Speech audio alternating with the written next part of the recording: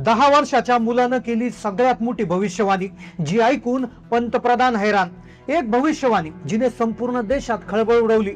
या जगाचा अंत कधी होणार आणि भारतातल्या लोकप्रिय नेत्यांचा मृत्यू कधी होणार याची तारीख या मुलानं सांगितली.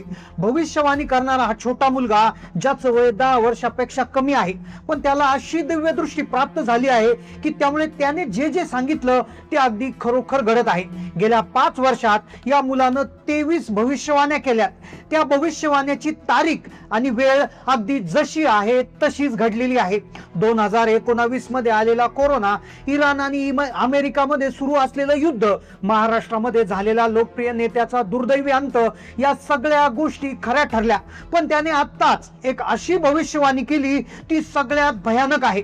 चला तर मग पाहूयात या 10 वर्षाच्या मुलानं अशी काय भविष्यवाणी केली की ज्यामुळे संपूर्ण देशात खळबळ उडाली. ती भविष्यवाणी ऐकून पंतप्रधान का हैराण झाले, चला जाणून घेऊया या भविष्यवाणीचा संपूर्ण सविस्तर रिपोर्ट.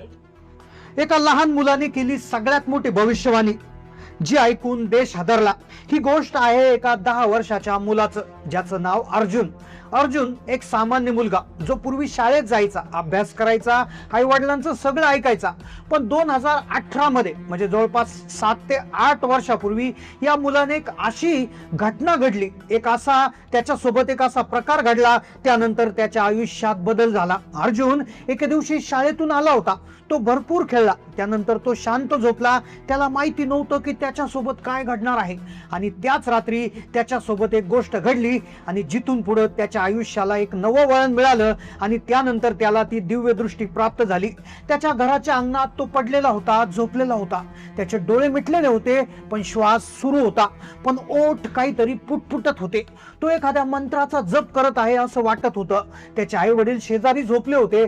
त्याच्या आई वडिलांना वाटलं की जास्त थकल्यामुळे हा काहीतरी बडबड करत असेल, म्हणून त्यांनी दुर्लक्ष केलं. त्याची लहान बहीण अगदी उठली. अचानक उठून ती लक्षपूर्वक पाहत होती. तिनं पाहिलं त्याच्या चेहऱ्यावर निद्रावस्था नव्हती, एक प्रकारची गूढ शांतता होती.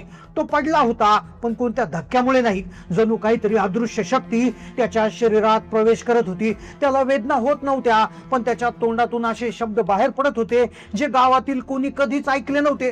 काही जुने अज्ञात शब्द, अग्नी, रक्त, आकाश, राजा, विनाश यासारख्या गोष्टीचा उल्लेख तो त्या रात्री करीत होता. त्याच्या बहिणीने आई वडिलांना उठवलं. अर्जुन काय म्हणतो ते ऐकवलं. त्याच्या आई वडिलांना भीती वाटली, म्हणून जेव्हा अर्जुन सकाळी उठला त्यावेळेस त्याच्या घरच्यांनी त्याला विचारलं, तू रात्री काय बोलला होतास? तेव्हा तो पुन्हा म्हणाला, अग्नी, रक्त, आकाश, राजा, विनाश अशा गोष्टी बोलत होता असं तो म्हटला. ही गोष्ट आहे 2018 सालची. त्यावेळेस कुणाला माहिती नव्हतं की त्याच्या शरीरात एका अदृश्य शक्तीनं प्रवेश केलाय आणि त्याला इथून पुढे भविष्य सांगण्याची दिव्य दृष्टी प्राप्त होणार होती. आणि तो इथून पुढे 2026 पर्यंत 25 भविष्यवाण्या करणार होता आणि ज्या जशा आहेत तशाच घडणार होत्या. पण आत्ताची जी भविष्यवाणी आहे ती ऐकून अक्षरशः सर्व मंत्रिमंडळाची त्या ठिकाणी झोप उडाली आहे. तो आता त्याच दिवसापासून भविष्य सांगू लागला. ही गोष्ट 2018ची. तेव्हापासून त्याने भविष्यवाणी सांगायला सुरू केलं. त्याच्या सगळ्या भविष्यवाण्या बरोबर निघत होत्या. त्याने पण आज जी भविष्यवाणी केली ती अत्यंत धक्कादायक ठरली.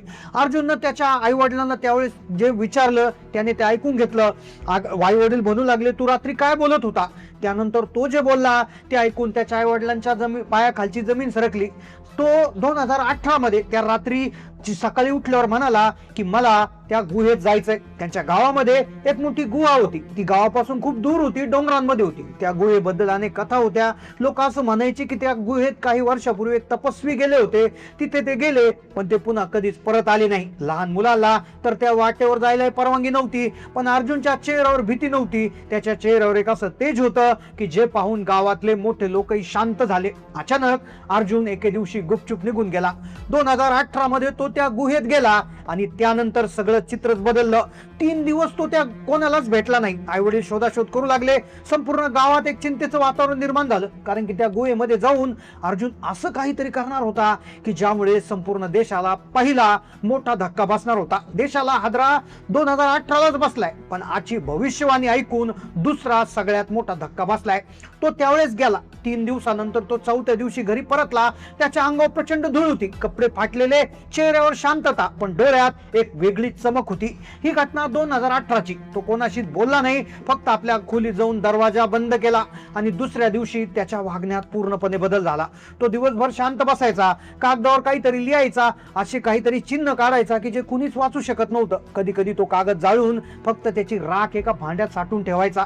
एके दिवशी झाले असं की वडील दररोज खिडकीतून बघायचे. त्यांना त्या दिवशी अचानक एक अर्धवट जळालेला कागद भेटला. तो कागद भिजलेला होता. त्याच्यात हिंदी भाषेत लिहिलेलं होतं, जेव्हा एक चेहरा लोकांना हसून बघेल तेव्हा सरकार अंधारात लपून काम करेल. त्या वर्षी हवामान बिघडेल. जिथे दुष्काळ होता तिथे पूर येईल, जिथे नद्या होत्या तिथे दुष्काळ पडेल. आणि हीच त्याची पहिली भविष्यवाणी त्या अर्ध्या जळालेल्या कागदावर त्याच्या वडिलांनी पाहिली होती. त्याच्या वडिलांना वाटलं काहीतरी असेल, पण त्याच वेळेस अगदी 2 महिन्यानंतर त्याने कागदावर जे लिहिलं होतं, जी त्याची पहिली भविष्यवाणी होती, ती खरी ठरली. केरळ आणि कर्नाटकमध्ये इतका पाऊस झाला की तळी भरली, तर उत्तराखंड बिहारमध्ये पुरामुळे गाव वाहून गेले. पंतप्रधान पुरांच्या भागात जाऊन लोकांना मदत करणार होते, तर दुसरीकडे शेतकरी आपला जीवन संपत होते. आता गावकऱ्यांना अर्जुनची भीती वाटू लागली. तो सामान्य मुलांसारखा नव्हता. त्याच्या बोलण्यात वजन होतं. जेव्हा तो कोणाकडे बघायचा तेव्हा समोरची व्यक्ती घाबरून जायची. एका रात्री त्याने त्याच्या वडिलांना सांगितलं, दिल्लीतली रोषणाई लवकर धुक्यात लपून जाईल. पण लोकांना वाटले विकासाचं धुकं आहे. सरळ वादळ सीमेवरून नाही हवेवरून येईल. ही भविष्यवाणी त्याने वयाच्या 5व्या वर्षी केली होती. त्याची ही दुसरी भविष्यवाणी होती. ती देखील खरी ठरली. ज्यावेळेस एके दिवशी भारत आणि चीनच्या सीमेवर तणाव वाढला, न्यूजवर बातम्या सुरू झाल्या, भारत सतर्क आहे. सरकारने बैठक बोलवली.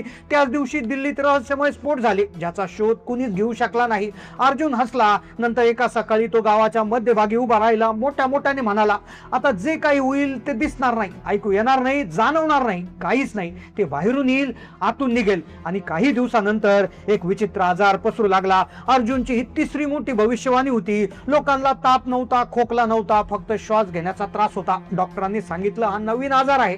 सरकारने दुर्लक्ष केलं, पण जेव्हा लोक मरू लागले तेव्हा सरकार म्हणाला हा कोरोना आहे. आणि कोरोनाची भविष्यवाणी त्याने आधीच केली होती.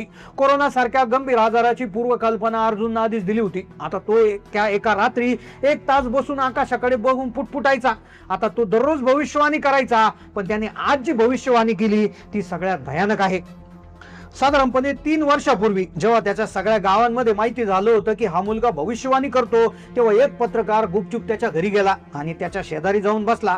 त्यावेळेस त्या अर्जुनने त्याला फक्त एक वाक्य सांगितलं. ते वाक्य होतं, आता निर्णय होईल. एक असा मोठा निर्णय जो देशाला 2 भागात वाटेल. तलवार चालणार नाही, पण मन तुटतील. आणि त्याच दिवशी संसदेमध्ये एक प्रस्ताव ठेवला गेला. भारताची नवीन संस्कृती, धार्मिक स्थळांचा उपयोग, सरकारी शिक्षण आणि वेदांची सक्ती, भ्रष्टाचारावर कारवाई अशा त्या विधेयकामध्ये होत्या, ज्याने देश 2 भागांमध्ये विभागला गेला. त्या रात्री अर्जुन पुन्हा गायब झाला. दुसऱ्या दिवशी गुहेतून धूर निघाला. लोक पाहायला गेले. गुहेच्या बाहेर एक कागद जळत होता. कागदावर लिहिलेलं होतं, आता अंतिम वेळ आली आहे. आता अतिशय महत्वाची भविष्यवाणी त्याने कागदावर लिहिली होती. तो म्हटला होता, आता जो झुकणार तोच वाचेल, जो उभा राहील तो वेळेच्या लाटेत बुडून जाईल. हे कोणत्या एका व्यक्तीचं युग नाही, हे निर्णयाचं युग आहे. असं म्हणत अर्जुन तिथून पुढे कधीच दिसला नाही. त्याच्या दुसऱ्या दिवशी सकाळी दिल्लीत पंतप्रधानाच्या कार्यालयाच्या एका आरशावर एक शब्द आपोआप लिहिलेला दिसला, वेळ पूर्ण झाली आहे. त्या दिवशी देशभरात वीज गेली, इंटरनेट बंद झालं. आकाशात पुन्हा तोच रहस्यमय आवाज घुमू लागला, जो फक्त अर्जुनला ऐकू येत होता. शहरातील वृत्तपत्रामध्ये डिजिटल स्क्रीनवर आणि मंत्र्याच्या ओठावर एकच नाव होतं, अर्जुन. दिल्लीतल्या अंधाऱ्या खोलीत पंतप्रधान एकटे बसलेले. त्यांच्या समोर देशाचे 4 नकाशे होते. नकाशात पाणी टंचाई, व्हायरसचा प्रचार, पीक उत्पादन आणि देशातील अशांतता, युद्धाची परिस्थिती, हे सगळ्या गोष्टी समोर होत्या. त्यांनी आता ठरवलं की अर्जुनला आता बोलवायचं. त्यावेळेस त्यांनी विचारलं, अर्जुन कुठे आहे? त्यावेळेस त्यांना सांगितलं गेलं, अर्जुन त्याची वेळ स्वतःच निवडतो, तो तुम्हाला भेटायची वेळ घेऊन येईल. आणि दुसऱ्या दिवशी एक विचित्र घटना घडली. शाळेमध्ये मुलं अचानक उभी राहिली. 9 राज्यामधल्या प्रत्येक शाळेतली मुलं उभं राहिली आणि ते म्हणू लागली, आम्हाला तेच शिकायचंय जे अर्जुननं सांगितलं, आम्हाला जे बघायचंय जे त्याचे डोळे बघत नाहीत. मुख्याध्यापक घाबरले. 9 राज्यात एकाच वेळी सगळी मुलं राहून ही वाक्य बोलत होती. सरकारने याला डिजिटल संमोहन म्हटलं. कोणालाच माहिती नव्हतं एक मुलगा कुठे दिसत नाही, त्याचा आवाज त्या मुलांपर्यंत कसा पोहोचत आहे. जे मोठे पंडित आहेत ते देखील शांत झाले. दिवस रात्र अर्जुनच्या खोलीत बसून ते भिंतीकडे बघत राहायचा. शेवटी एक शब्द उमटला, स्वर. आणि त्या दिवशी संध्याकाळी त्याने आपल्या आईला काहीतरी सांगितलं आणि यानंतर अर्जुन बेपत्ता झाला. तो कुठे गेला कुणालाच माहिती नाही. आजही तो मुलगा बेपत्ता आहे असं सांगितलं जातं. अशा प्रकारची कथा मध्य प्रदेश मधल्या एका छोट्या गावांमध्ये सांगितली जाते. आता ती खरी आहे की खोटी हे आपल्याला देखील सांगता येणार नाही. पण या काल्पनिक गोष्टीवर तुमचं नेमकं काय मत आहे? ही गोष्ट तुम्हाला खरी वाटते का, की केवळ लोकांनी पसरवलेली एक कल्पना आहे? नक्की कमेंट मध्ये कळवा. चॅनलला नवीन असाल सबस्क्राईब करा. धन्यवाद.